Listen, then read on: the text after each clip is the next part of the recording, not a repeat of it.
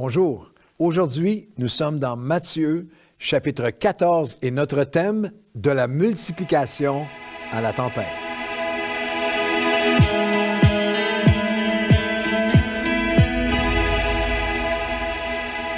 Bonjour à tous et bienvenue à votre café matinal. Je vous concède qu'on a un titre particulier aujourd'hui dans Matthieu 14, de la multiplication à la tempête. Nous sommes dans nos cercles plus habitués à des titres un peu inversés. Certains ont peut-être même pensé, parce que l'autre, ça aurait dû être de la tempête à la multiplication. C'est ça qu'on est habitué, des ténèbres à la lumière, de la douleur à la destinée. Je peux vous en faire 8 autres dans cette même direction. C'est très prédicateur ça, les aller comme ça. Mais la réalité, c'est que nous avons tous vécu dans nos vies spirituelles et dans toutes sortes de sphères de nos vies ces saisons qui allaient tellement bien de multiplication qui, soudainement ou sans avertissement, nous plongent dans une tempête. Pensez-y un instant, dans votre vie, ça peut être dans votre couple, dans votre mariage, avec vos enfants, c'était une super bonne saison des enfants, ça va bien, l'école, les notes et tout. Juste de l'enfance à l'adolescence, c'est souvent une saison de multiplication. À la tempête, dans notre santé, nos églises, nos projets, nos années. La multiplication et la tempête sont sur les évangiles. C'est souvent enseigné comme deux sujets différents. Un message sur la multiplication, un message sur les tempêtes de la vie, Jésus qui marche sur les eaux. Mais Jésus a relié les deux d'une manière très puissante. Dans l'évangile de Marc, le 6e chapitre qui nous raconte la même séquence qu'on va regarder aujourd'hui dans Matthieu 14, nous avons la multiplication, et lorsqu'ils sont dans la tempête, ils sont terrifiés, et Jésus leur dit, Marc 6, 51 et 52, « Rassurez-vous, c'est moi, n'ayez pas peur. » Montant dans la barque, le vent cessa, mais ils étant eux-mêmes stupéfaits et remplis d'étonnement. Pourquoi? Parce qu'ils n'avaient pas compris le miracle de la multiplication, le miracle des pains, parce que leur cœur était endurci. Jésus relie les deux. Ils sont terrifiés dans la tempête parce que leurs cœurs ont été endurcis, parce qu'ils n'avaient pas compris le miracle, mais aussi le message qui relie les deux. Comment est-ce qu'on peut traverser ces saisons dans nos vies où on est en multiplication et on entre dans une saison de tempête? Et Matthieu 14 nous enseigne que la première chose qui est tellement importante, c'est qu'il faut renouveler nos cœurs. Lorsqu'on traverse une saison où j'étais dans la multiplication et là je suis dans une tempête, il faut renouveler nos cœurs. Dans Matthieu 14, le verset 13, à cette nouvelle, Jésus partit de là dans une barque pour se retirer dans un lieu désert. On va lire dans Marc l'explication un peu plus cette dynamique il faut s'arrêter pour renouveler nos cœurs. Marc nous donne un éclairage important. C'est la même séquence, c'est vraiment la même séquence d'événements dans Marc que dans Matthieu 14. Vous avez dans le chapitre précédent l'appel des 12 au ministère. Il y a tellement d'activités, le lieu désert, la compassion pour les multitudes, exactement comme dans Matthieu chapitre 14. Mais Marc nous donne cet éclairage important. Marc 6, 30 et 31. Les apôtres s'étant rassemblés auprès de Jésus lui racontèrent tout ce qu'ils avaient fait, tout ce qu'ils avaient enseigné. Et Jésus leur dit, venez avec moi à l'écart dans un lieu désert. Venez renouveler vos cœurs, car il y avait beaucoup d'allants et de venants et ils n'avaient même pas le temps de manger. Alors la question, lorsque vous êtes dans une saison de multiplication qui vous a plongé dans une tempête, c'est est-ce que vous vous arrêtez pour nourrir votre âme?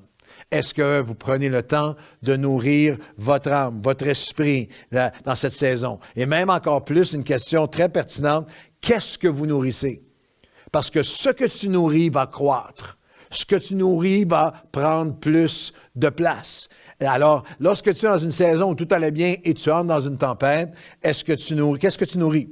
Est-ce que tu nourris la frustration, la colère, la déception, les comparaisons avec d'autres? Est-ce que tu nourris la comparaison qui t'amène à l'ingratitude? Est-ce que tu nourris l'amertume? Est-ce que tu nourris le doute? Ou est-ce que tu nourris ta foi? Est-ce que tu nourris ton esprit? Est-ce que tu nourris ton cœur intérieurement? Est-ce que tu nourris ta paix, ta reconnaissance, ton pardon, ta grâce? Il y a une dynamique que lorsqu'on regarde dans Matthieu 14, c'est un contexte d'épuisement. Il n'avait pas le temps même pas le temps de se nourrir, un besoin de renouveler leur cœur. Et c'est aussi un contexte d'épreuve. Parce que le texte nous dit dans Matthieu 14 et au verset 12, les disciples de Jean vinrent prendre son corps, Jean-Baptiste, Jean-Baptiste et l'ensevelir, et ils vinrent l'annoncer à Jésus. À cette nouvelle, Jésus partit de là dans une barque pour se retirer à l'écart dans un lieu désert, et la foule l'ayant vu, sortit des villes et le suivit à pied. Et quand il sortit de la barque, il vit une grande foule, fit ému de compassion pour elle et guérit les malades. Il y avait un contexte d'épuisement, c'est un contexte aussi d'épreuve. À cause de la mort complètement injuste, la mort horrible.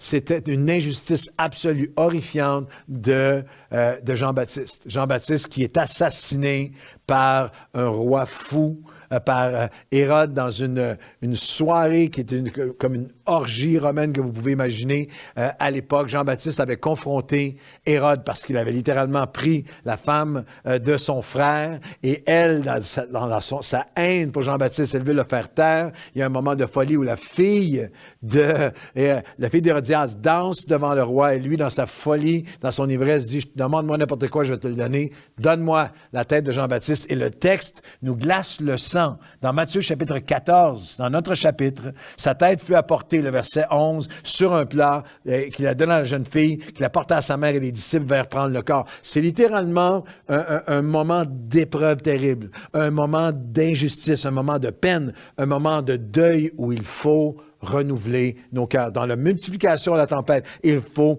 renouveler nos cœurs. Dans le livre de Osée, chapitre 2, versets 16 à 18 et 21 à 22, le Seigneur dit même, lorsque tu vas traverser ce désert, parce que dans les différentes versions de l'Évangile, il les amène à l'écart, dans un désert, dans une barque par la suite pour traverser.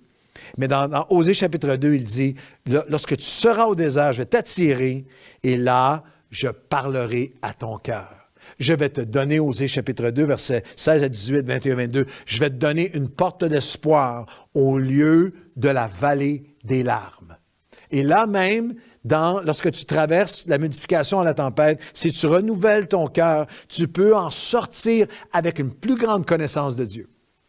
Une relation plus profonde avec Dieu. Dans Osée, il dira, tu ne m'appelleras plus seulement ton maître, je serai ton fiancé, je serai ton époux par la justice, la droiture, la grâce et la miséricorde de mon nom. Alors, il y a cet appel que lorsque je suis dans cette saison de multiplication à la tempête, il faut renouveler nos cœurs. Et la deuxième pensée, c'est qu'il faut reconnaître et se rappeler certaines lois et dynamiques du royaume. Il faut revenir à certaines lois et des principes et des réalités spirituelles essentielles pour accomplir nos appels, traverser cette saison-là avec Dieu et même nous emparer de nos destinées lorsque nous traversons nos saisons de multiplication à la tempête. Je vais vous en donner 2 avant qu'on se laisse. Ce que j'appelle la loi de la bénédiction. Jésus est ému de compassion. Et on continue à lire dans Matthieu 14. Le soir étant venu, les disciples s'approchèrent lui dire, « Le lieu est désert, l'heure est avancée, renvoie la foule. » Jésus leur répondit, « Qu'est-ce que vous avez? Donnez-leur vous-même à manger. On a seulement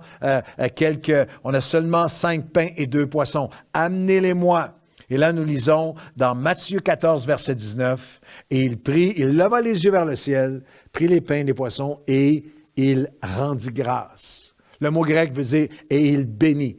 Jésus a béni, ça c'est une loi du royaume. Il a béni Dieu, a rendu grâce à Dieu. Il a béni ce qui était clairement insuffisant, ce qui était clairement pas assez. 5 pains et 2 poissons pour les milliers qui étaient là, c'était clairement pas assez. Et c'est une loi du royaume de Dieu. Est-ce que j'ai appris à dire merci, à bénir et non maudire ce qui me semble insuffisant? Mes finances insuffisantes, c'est pas assez. Mais mes finances ne sont pas assez, mon époux n'est pas assez, mon épouse n'est pas assez, mes enfants ne sont pas assez changés, mon église n'est pas assez, ma situation n'est pas assez, mon ministère n'est pas assez, le nombre de personnes qui me like en ligne n'est pas assez. Est-ce que je grandis et que je gradue en gratitude? Une des lois du royaume, c'est la loi de la bénédiction. Jésus a béni, il a rendu grâce et remercié ce qui était clairement insuffisant parce qu'il a levé les yeux vers le ciel, vers son Père qui est toujours suffisant, qui est plus que suffisant. C'est la loi de la bénédiction et c'est aussi la loi du brisement. Il a levé les yeux, a pris les pains et les poissons, il a rendu grâce et il les a rompus. Il les a rompus. Lever les yeux vers le ciel, il y a une action de grâce, il y a la loi de la bénédiction, je termine avec ceci, la loi du brisement. Il faut que nous soyons brisés pour être distribués. Montrez-moi quelqu'un, montrez-moi une personne, montrez-moi une église, un ministère qui porte du fruit et qui bénit, et je vous montrerai quelqu'un qui a vécu des brisements, qui a été brisé pour être distribué. Cette compréhension que à travers la saison de bénédiction de la tempête, je bénis Dieu pour ce qu'il me semble pas assez. Je l'offre, je le remets dans ses mains et j'accepte qu'à travers ces brisements, nos tempêtes peuvent alors devenir des témoignages. Nos deuils, nos déserts, délais et douleurs développent nos destinées. Le feu peut, si nous laissons Dieu agir, le feu peut nous fortifier.